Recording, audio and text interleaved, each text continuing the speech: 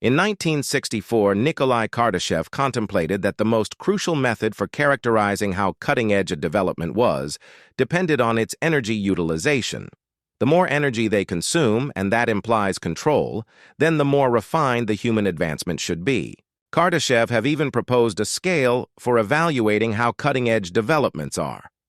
He called a civilization Type 1 in the event that it had the option to tackle the energy striking its all-planet from the parent star, which for the Earth is around 1.7 x 1017 watts.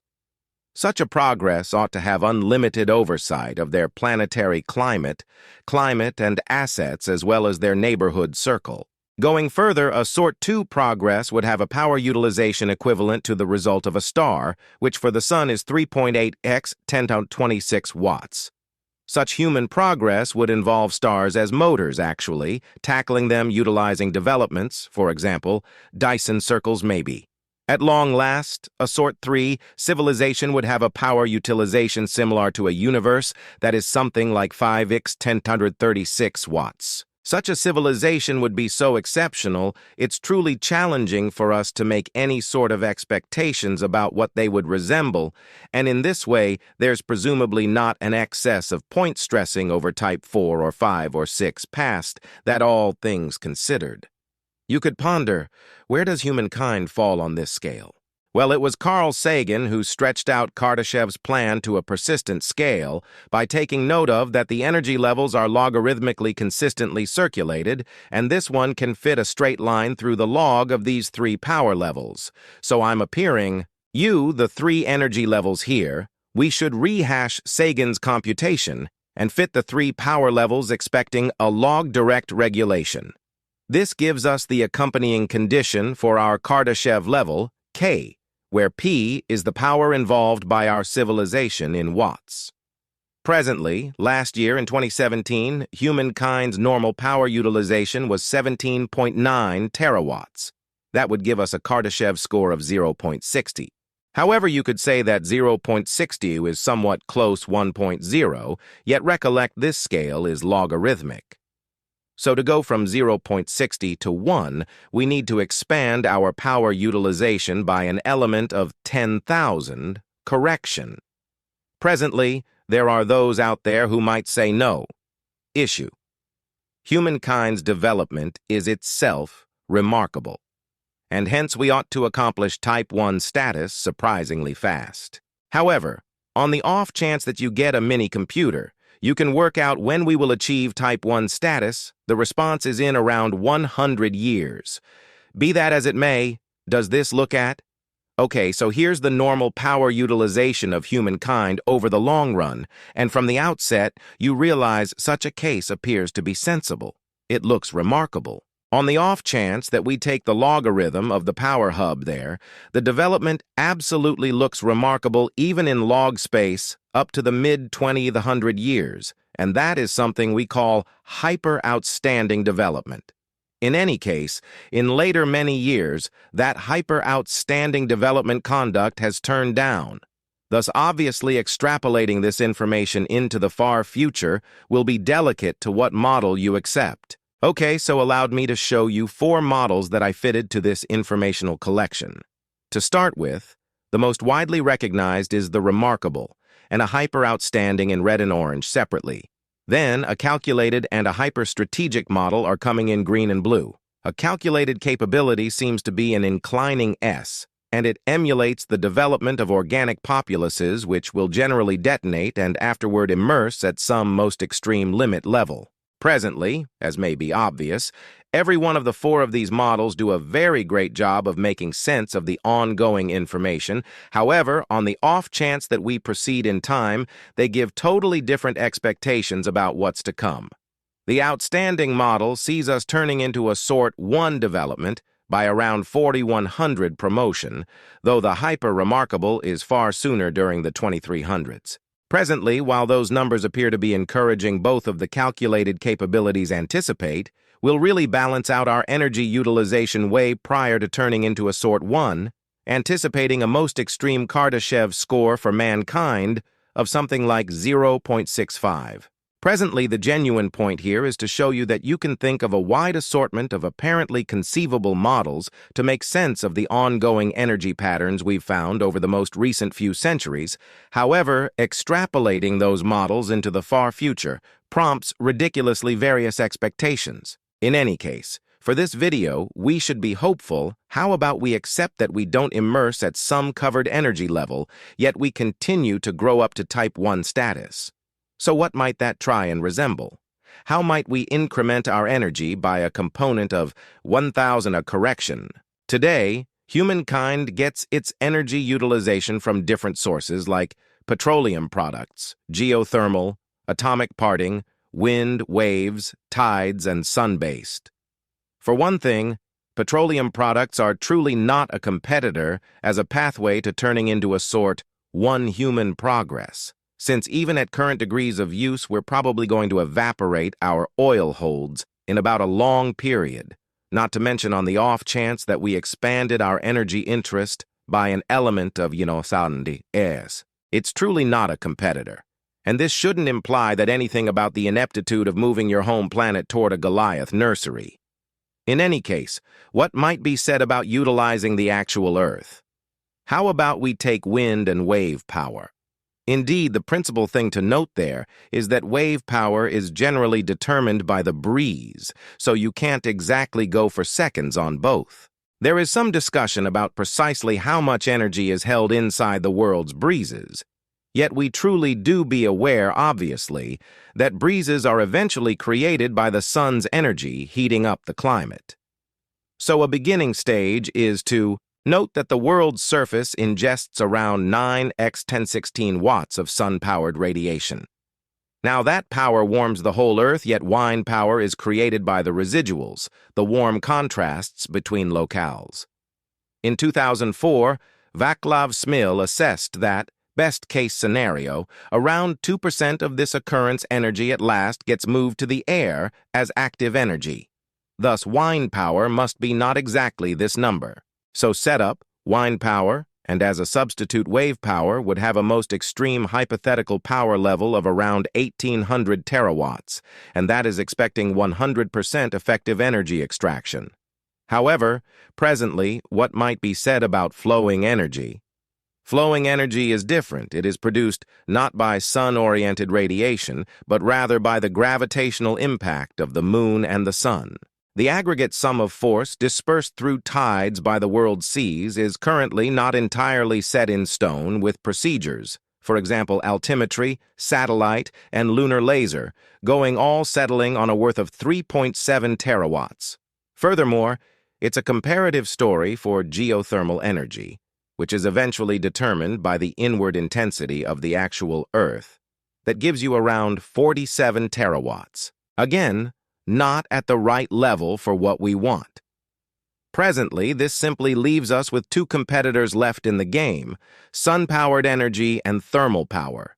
Present-day thermal energy stations use parting to create their energy, that is the parting of weighty nuclear components. However, it has for some time been a fantasy that we could take advantage of the atomic combination process from now on.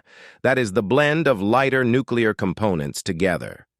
Presently, it's a long-running joke that atomic combination power plants are generally 40 years from us. It never appears to draw any nearer, yet we should simply make the supposition we'll sort this out one day and we will have atomic combination power.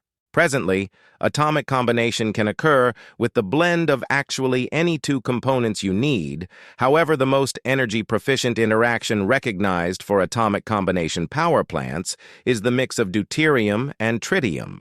Presently, these two are weighty isotopes of hydrogen, which is an extravagant approach to saying they simply have extra and neutrons in their nuclear core than a hydrogen iota does. Presently, luckily, there's no deficiency of deuterium here on the Earth. There's something like 40 trillion tons of the stuff simply in our seas. Tritium, anyway, is far more extraordinary. It's just found in follow-sums inside water, so commonly it is delivered by the response of free neutrons and lithium inside atomic reactors. That sounds perfect. However, lithium is likewise a genuinely uncommon product. There's around 30 million tons of the stuff in the ground, in the stores that we have. Yet there's presumably an extra 200 billion tons of the stuff disintegrated in seawater. So assuming we approach that lithium that is all disintegrated, we'll have the option to make something like 90 billion tons of lithium. Presently, since every deuterium-tritium combination response makes 17.59 uber electron volts of energy, we would expect an aggregate sum of energy that we could separate from atomic combination would be something like 5x 1028 joules. That would be sufficient to control a sort one human progress's energy needs for roughly 10,000 years. So atomic combination could be a practical pathway to turning into a kind one development. However, what might be said about sun-based, well, obviously sun-oriented energy is produced from the sun, and it's memorable's vital that the sun is generally a monster atomic combination power plant overhead. Presently on the Earth, one of the huge issues with atomic combination is repression. How would you hold this hot plasma together at outrageous enough tensions and temperatures to launch the atomic combination process? However, on the sun, constrainment occurs for nothing. It occurs from the own self-gravity of the star itself. However, space is extremely unfilled, and subsequently the transmission of energy from the sun to the highest point of the world's air is basically lossless. At long last, there is plainly sufficient ability to turn into a kind one human progress, from sun based in light, of the fact that that is really the way in which we characterize a sort one civilization. It's one which utilizes the sun-powered radiation occurrence upon its all planet. So you should simply tile all of your planet with sun-oriented cells, and hello, you're a sort one. Presently you could say, stand by, where might I reside? Well, this doesn't mean there's no living space. It simply implies the living space is all under the sunlight-based chargers. Be that as it may, even this outrageous situation is likely insufficient on the grounds that sun-based cells are not 100% productive. Present-day sunlight-based innovation is something like 25% productive, and there are some lab showings which approach half proficiency. However, a 100% proficient sun-oriented cell is incomprehensible.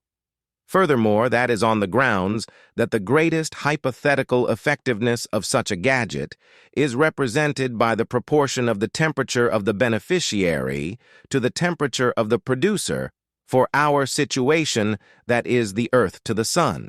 The supposed Carnot effectiveness of this framework would be, best case scenario, 95%. We would never show improvement over that. Furthermore, you could say, no problem, I'll simply construct a Goliath sunlight-based cell ranch in space and bar the energy back to the Earth.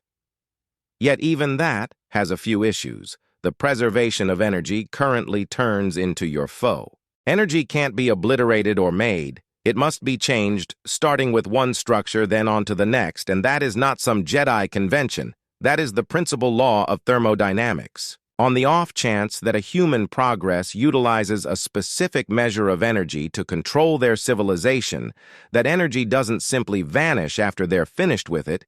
It becomes squander heat. It warms their planet.